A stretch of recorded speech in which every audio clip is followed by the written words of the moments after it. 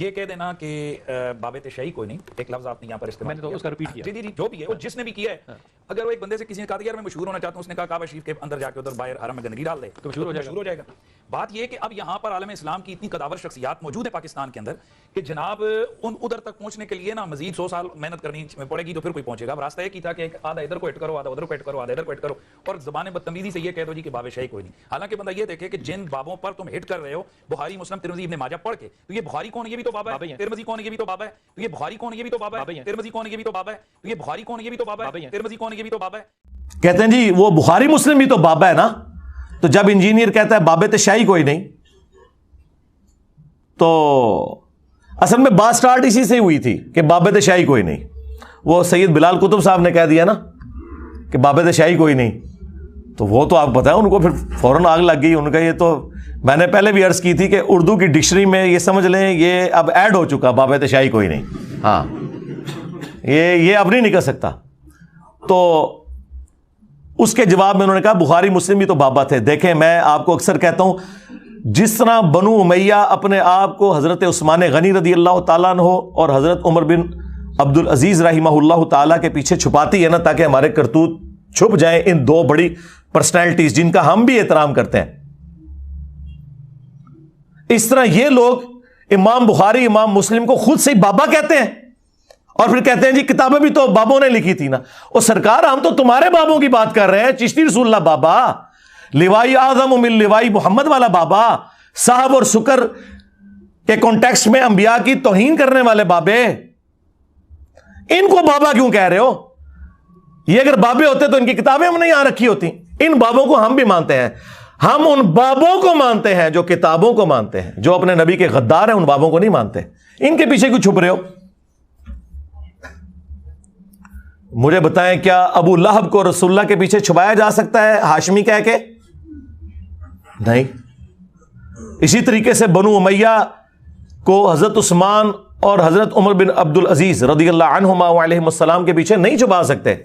اور اسی طریقے سے امام بخاری اور امام مسلم، امام ترمذی، امام ابو داؤد رحمہم اللہ اجمعین ورضی اللہ عنہم اجمعین وعلیہم السلام اجمعین، ان کے پیچھے تم اپنے بابوں کو نہیں چھپا سکتے جنہوں نے اپنے ناموں کے کلمے پڑھائے، جنہوں نے رسول اللہ کی شان میں گستاخیاں کی اور اپنی تعلیمات جاری کی.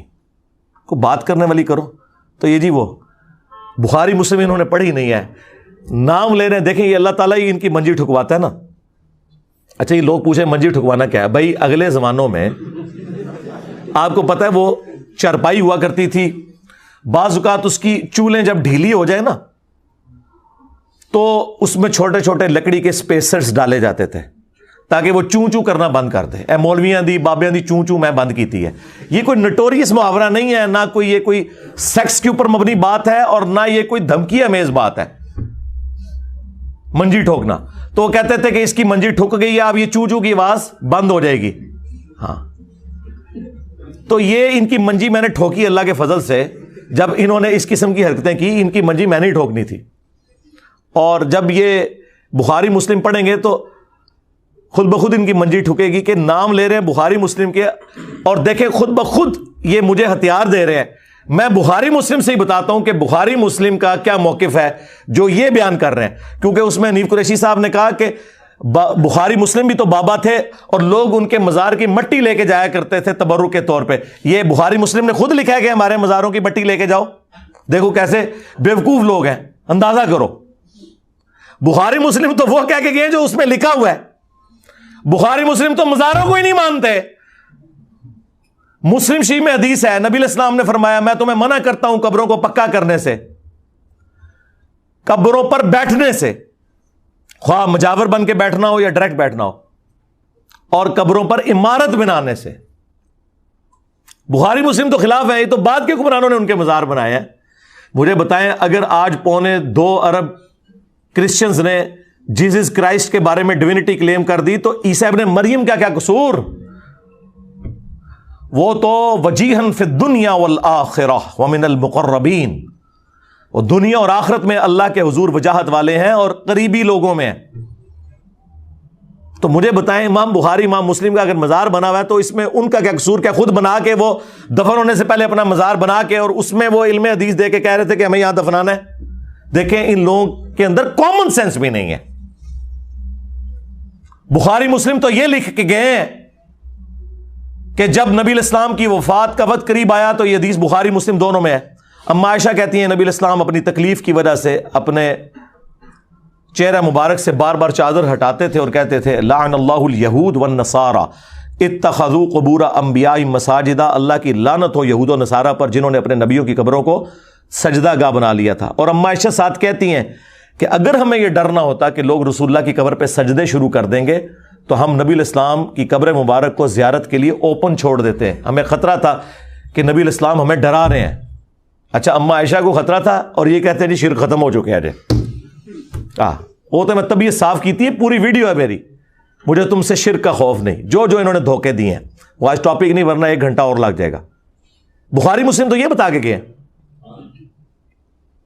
بخاری مسلم دونوں میں حدیث ہے نبی الاسلام کے آخری دن چل رہے تھے اور نبی الاسلام کی 2 بیویاں ام سلمہ اور ام حبیبہ جو کہ ہجرت حبشہ میں شامل تھیں، ہجرت مدینہ سے بھی پہلے جو ہجرت ہوئی تھی، اور وہ آپس میں گفتگو کر رہی تھی کہ جب ہم حبشہ گئے تھے ہم نے ماریا نام کا ایک گرجا دیکھا تھا جہاں پہ تصویریں لٹکی ہوئی تھی.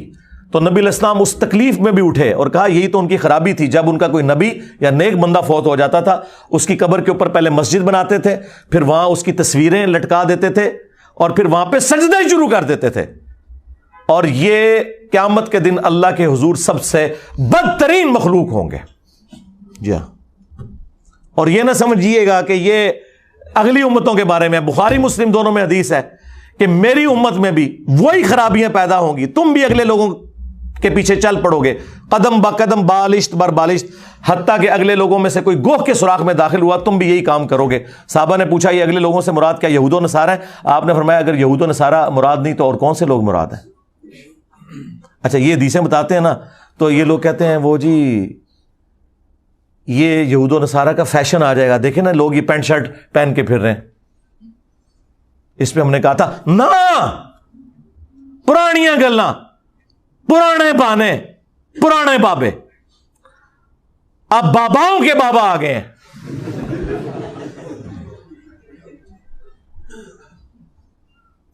جامعہ ترمذی میں موجود ہے کہ یہ کس موقع پہ نبی الاسلام نے فرمایا تھا،